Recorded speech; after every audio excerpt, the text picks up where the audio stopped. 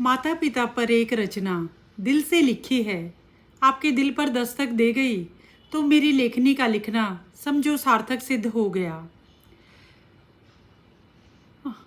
अपने हमारे जन्म से अपनी मृत्यु तक जो दिल में हमें बसाते हैं, कोई और नहीं मेरे प्यारे बंधु, वे माता पिता कहलाते हैं। वे माता पिता कहलाते हैं।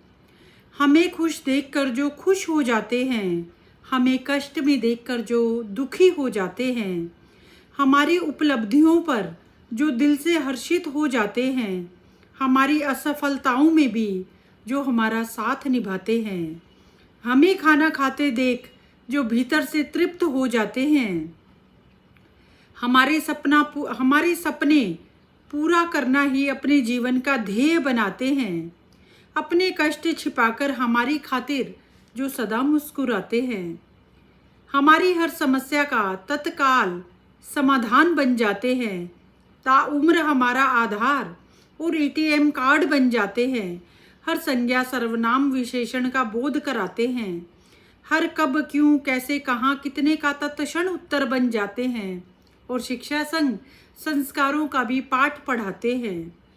कभी मित्र, कभी गुरु, कभी सहायक, हर किरदार बखूबी निभाते हैं। जिंदगी की पाठशाला में संयम, प्रेम, सहजता, उन्नति, सफलता और जिजीविषा का पाठ पढ़ाते हैं। हमारी उंगली थामकर जो हमें जीवन की हर डगर पर चलना सिखाते हैं, हमें आत्मनिर्भर बनाते हैं और हमारे गुण दोषों दोनों संग जो हमें अपनाते हैं। ऐसे होते हैं जब माता पिता फिर जीवन की सांझ में ये बोझ कैसे बन जाते हैं। ऐसे होते हैं माता पिता जब फिर ये जीवन की सांझ में बोझ कैसे बन जाते हैं। हमें अधिकार तो सारे चाहिए, हम जिम्मेदारियों से क्यों घबराते हैं। मुझे तो समझ नहीं आया, आपको समझ आता है क्या। माँ बाप कभी बच्चों को अनाथाश्रम में नहीं भेजते, चाहे बेशक इसके लिए वे कितना ही पैसा खर्च कर दें। क्या कभी आपने सुना है किसी माँ बाप ने बच्चे को अनाथाश्रम में भेजा हो? मैंने तो नहीं सुना। लेकिन अक्सर बुजुर्ग, घर के बुजुर्ग और बहुत समृद्ध घरों के भी बुजुर्ग मैंने वृद्धाश्रमों में देखे हैं। तो ये क्या है भाई?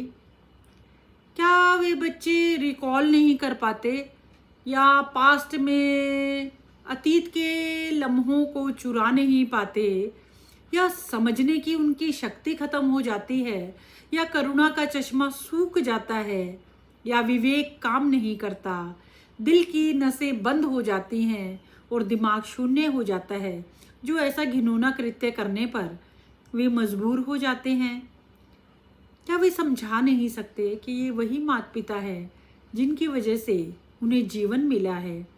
माता पिता तो इस संसार में देहधारी भगवान है।